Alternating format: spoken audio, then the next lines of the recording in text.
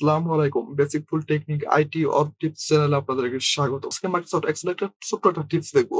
চলুন ভিডিওটি শুরু করা যাক। আজকে যে টিপসটা দেখবো সেটা আমার ভিডিওর সাথে সাথে আমরা টিপসটা আমরা দেখবো। ই কলামের ভিতরে আমরা এখানে যে লেখাটা আমরা এখানে লিখেছি। আমরা সবাই জানি ওই এফ কলামে আমরা নিতে হলে আমরা এখান থেকে লেখাটাকে কপি করার পর আমরা এখান থেকে এফ কলামে এসে আমরা এখান থেকে পেস্ট করে দিব। এটা আমরা সবাই জানি।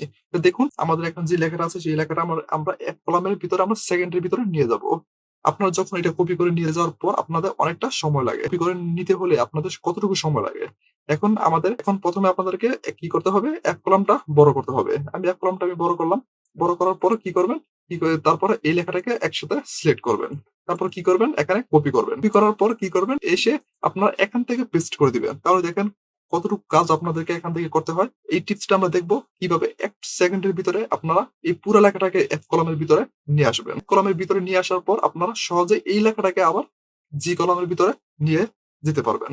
তো চলুন দেখি। এফ কলামটা আমাদের বড় করতে হবে না। এফ কলামটা আমরা আগের যে অবস্থায় ছিল সেই অবস্থায় এতটুকু রেখে দিলাম। টোটাল কলামটা বড় করব না, কপি করব না। চলুন দেখি কিভাবে। এখানে দেখেন লেখা আছে ই কলাম। ই কলামটার উপরে ক্লিক করুন। ই কলামটার উপরে ক্লিক করার পর মাউসের রাইট বাটন ক্লিক করুন। দেখেন মাউসের রাইট বাটন ক্লিক করার পর একটু নিচে আসার পর এখানে দেখেন লেখা আছে ইনসার্ট। ডিলিটের উপরে দেখেন লেখা আছে ইনসার্ট। এখন ইনসার্টে ক্লিক করব। ইনসার্টে ক্লিক করার পর সহজে দেখুন আমাদের এফ কলামের ভিতরে লেখাটা চলে আসছে।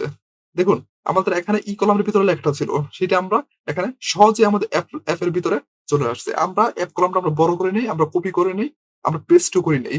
দেখুন সহজেই আমাদের এফ কলামের ভিতরে যে টোটাল লেখাটা সেটা আমাদের এখানে চলে আসছে। যতই বড় আপনাদের একই ডেটা থাকুক না কেন সেটা আপনারা সহজেই আরেকটি কলামের ভিতরে কপি না করে ক্লিক করার পর আপনারা সহজেই সেটা নিতে পারবেন। এখন আমরা চাচ্ছি এফ কলামে আছে, আমরা চাচ্ছি জি কলামে নেওয়ার জন্য। তার জন্য আমাদেরকে জি কলামটা বড় করতে হবে না, কোনো কিছু করতে হবে না। শুধু আপনারা এফ কলামের উপরে ক্লিক করুন। ক্লিক করার পর এখানে মাউস রাইট বাটন ক্লিক করুন।